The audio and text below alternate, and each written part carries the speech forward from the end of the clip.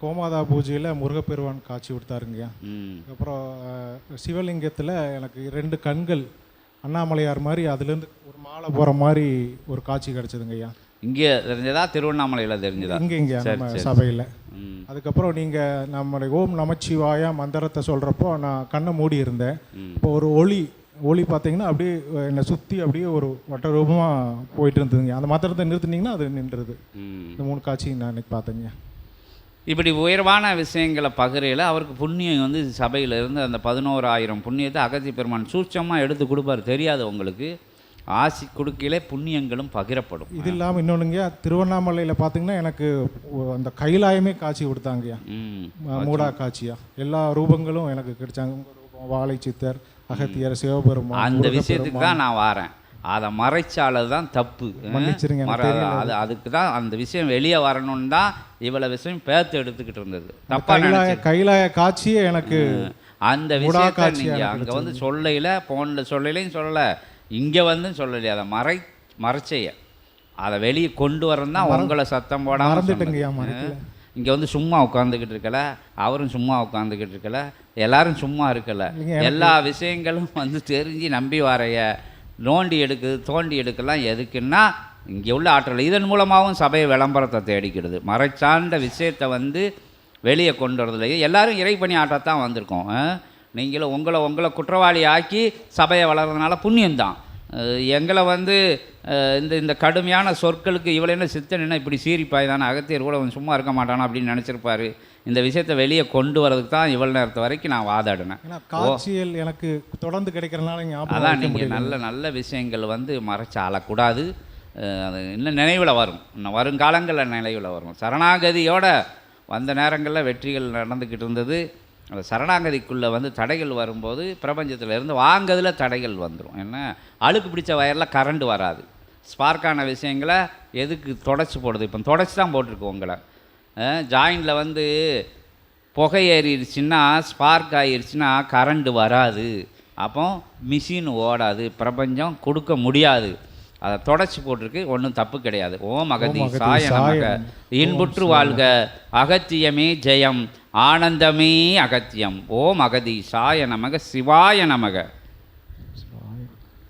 சபையோடு சபை நிலையறிந்து சபை நாடியறிந்து தன் இகலோக தேவைகள் பரிபூர்ண நிலையாகவும் இகலோகத்தில் இருக்கின்ற இடர் இன்னல்கள் தீர்வதற்குரிய வேண்டுதல் நிலையோடு சபை நாடி வருவது இயல்பு நிலையில் மானிடர்கள் வைத்திருந்த பொழுதும் வந்தமர் நிலையோடு உயர் ஞான உபதேச நிலைகள் கேட்டு இன்பமும் துன்பமும் பூர்வஜன்ம புண்ணிய பாவ கர்ம வினைகளால் ஏற்படுகின்றது என்னும் அற்புத தத்துவ ஞானம் தன்னை ஏற்றுக்கொண்டு வலம் வருகின்ற சீடர்கள் மானிடர்கள் சீடர்களாக வலம் வர துவங்குகின்றார்கள். அவ்வாறு வலம் வருகின்ற சீடர்கள் உயர் ஞானத்தை கற்றுக்கொள்கின்ற பொழுது கற்றுக் கொடுப்பவனுக்குள் இருக்கக்கூடிய அற்புத உயர்நிலையை ஏற்று வலம் வந்து முழுவதுமாக முழு நிலைதனிலே சபைக்குள் அமர்கின்ற பொழுது அவர்களது பாவ சாப நிலைகள் விமோசனம் பெறுகின்றன சூட்சமமாய் என்ற அகத்தியன் உரைக்கின்றோம். முழுவதுமாக பாவசாப நிலைகள் விமோசன நிலைகளை அடைவதற்குரிய அற்புதமான முயற்சிகள் எங்கிருந்து கையாளப்படுகின்றன? அவரவர்களுக்குள் இருந்துதான் அது கையாளப்படுகின்றன என்னும் சூட்சமத்தை தான் சித்தன் உரைத்து கொண்டிருக்கின்றான் என்ற அகத்தியன் கூறுகிறார். சிவசபையை வாழ்த்துவதும் சித்தனை வாழ்த்துவதும் அகத்தியனை வாழ்த்துவதும் சிவபெருமானை வாழ்த்துவதும் அது பொதுவான நிலைதனில் ஒரு மாநில நிலைக்குள் இருந்து வணங்கி வாழ்த்துகின்ற ஒரு நிலை என்று அகத்தியன் உரைக்கின்றோம். அதைத்தான் சித்தன் உரைத்தான். வணங்குவதும் வாழ்த்துவதும் ஒரு புறம், நாம வழிகள் பாடி நாமங்கள் உரைத்து வணங்குவது வாழ்த்துவது ஒரு புறம், உள்ளுக்குள் சபைக்குள் அமர வேண்டும் என்று அகத்தியன் உரைக்கின்றோம். சபைக்குள் அமர வேண்டும். சபை உனக்குள் எனில் உன்னை மட்டும் தனி ஒருவனாக அகத்தியன் குறிப்பிடவில்லை, சீடர்களுக்குள் சபை அமர்ந்திருக்க வேண்டும் என்று அகத்தியன் உரைக்கின்றோம். முழுவதுமாக முதல் நிலையில் ஏற்றுக்கொண்டு வலம் வருகின்ற ஒருவன் எடுத்து வைக்கும் ஒவ்வொரு அடியும் சிவசபையால் தான் என்னும் அர்ப்பணிப்பு சரணாகதியோடு எடுத்து வைக்கின்ற அடி அது அகத்தியன் அடியாக மாறி நிற்கும் என்ற அகத்தியன். ஓம் அகதீசாய நமக. அப்படி ஒரு சரணாகதியை தான் இச்சபை வேண்டி பெறுகின்றது.